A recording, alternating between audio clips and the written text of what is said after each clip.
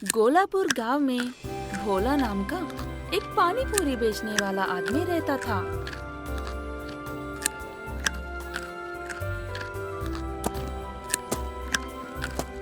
भोला अपनी बूढ़ी माँ और कुछ ही दिन पहले बनी पत्नी हरिणी के साथ रहता था। 7वीं फेल हरिणी को अपने आप पर बहुत घमंड था। वह अपने आप को जितना होशियार समझती थी, वो उतनी होशियार नहीं थी। उसकी आधी टेढ़ी हरकतों की वजह से हमेशा भोला और उसकी माँ को सहना पड़ता था।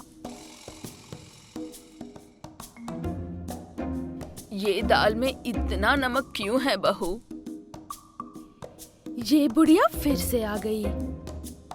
ज्यादा नमक खाने से सेहत बनती है सासू माँ। ये कैसे बहकी बहकी बातें कर रही बहू रानी? हाँ, अनपढ़ लोगों को कितना भी समझा लो, खाएंगे तो घास ही। क्या चल रहा है दोनों सास बहू के बीच? तुम्हारी माँ को मेरी हाथ का खाना पसंद नहीं आ रहा है। आज से वही खाना बन जाएंगी या तुम बनाओगी। मुझसे कोई उम्मीद मत रखना, ये पहली बार नहीं है। हरिणी यही कह कहकर घर के सारे कामों से छुटकारा पा लेती थी।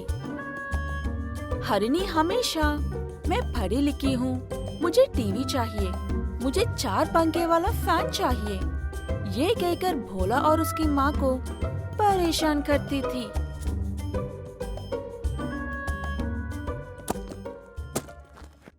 एक दिन भोला पानी पूरी के सामान लेने के लिए शहर जाता है। हरिणी यही सही मौका है समझकर भोला ने जमा किया हुए सारे पैसे अपने मायके बेच देती है और भोला के लौटने तक नौटंकी शुरू कर देती है।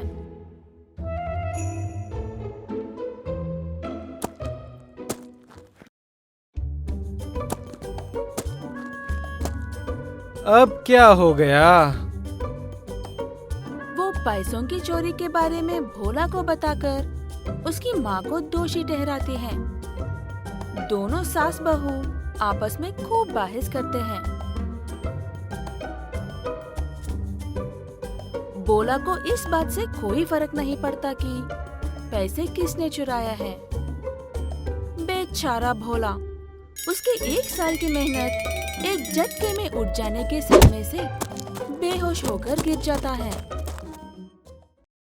दोनों सास बहू अपनी बहस बंद करके भोला के पास भाग कर आते हैं। दोनों मिलकर उसे उठाकर बिठाकर डॉक्टर को बुलाते हैं।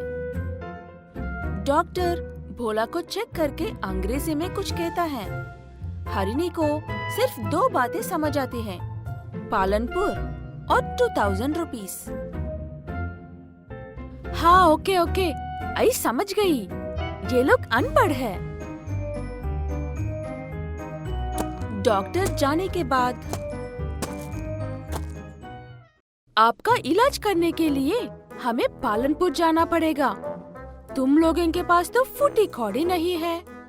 मैं ही माँ से कहकर पैसे मंगवाती हूँ।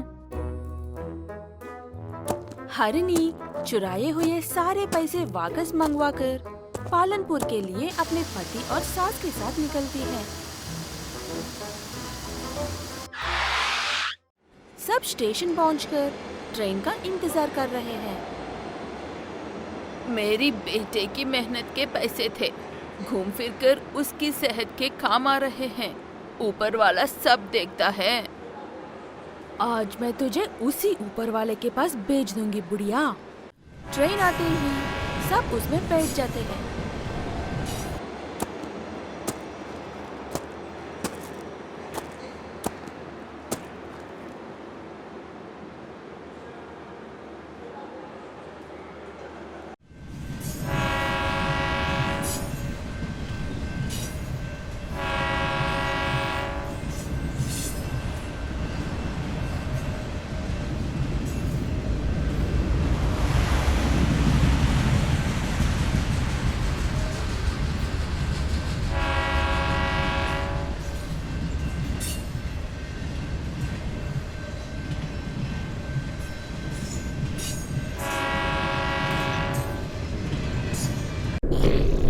देर सफर करने के बाद भोला की माँ ताजी हवा के लिए ट्रेन के दरवाजे में जाकर ठहर जाती है।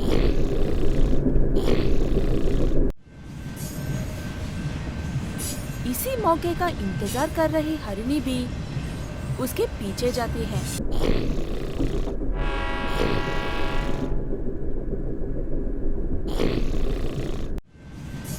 वो उसे धक्का देने ही वाले थे कि तभी वहाँ पर टीसी आ जाता है। हरिणी उसे देखकर मुस्कुराती है, लेकिन उस टीसी को उस पर शक हो जाता है। टीसी वहाँ से जाते ही हरिणी उसे फिर से धक्का देने की कोशिश करती है, लेकिन अनजाने में ही उसकी सांस वहाँ से हट जाती है और हरिणी खुद से उस ट्रेन से लटक जाती है। उसकी सांस उसे अंदर खींचने की कोशिश करती है, लेकिन उसके बूढ़ी हाथों में उतनी जान नहीं थी। कुछ ही दूरी पर स्टेशन था और किसी भी पोल से टकराकर मर सकती थी। तभी पीछे से एक हाथ उसके हाथ को पकड़कर अंदर खींचता है। देखा तो भोला था और उसके पीछे वो टीसी भी था। इसीलिए हरिणी झूठ बोलने की कोशिश तक नहीं करती। टीसी काफी गुस्सा हो जाता है और उसे जेल भेजने की बात करता है, लेकिन भोला और उसकी माँ काफी देर तक उस टीसी को मनाते हैं।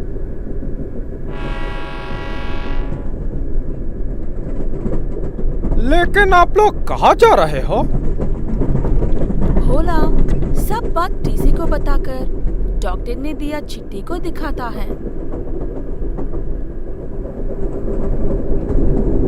इसमें तो लिखा है सिर्फ दवाई लेना है, इलाज के बारे में कुछ नहीं है। हरिणी शर्म के मारे उसके पति को अपना मुंह दिखा नहीं पा रही थी। उसकी आंखों के सामने बार बार उसकी सास का चेहरा आ रहा था, जो उसे बचाने की कोशिश कर रही थी। हरिणी अपने हरकतों पर काफी शर्मिंदा होती और अपने पति और सास से माफी मांगकर रोती है। दोनों उसे माफ कर देते हैं और वापस घर चले जाते हैं।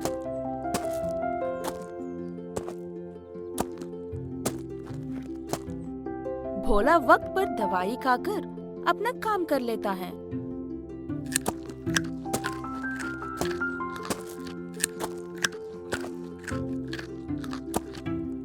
और हरिणी अपने पति की मदद करने के लिए बच्चों को पढ़ाने लिए जाती है।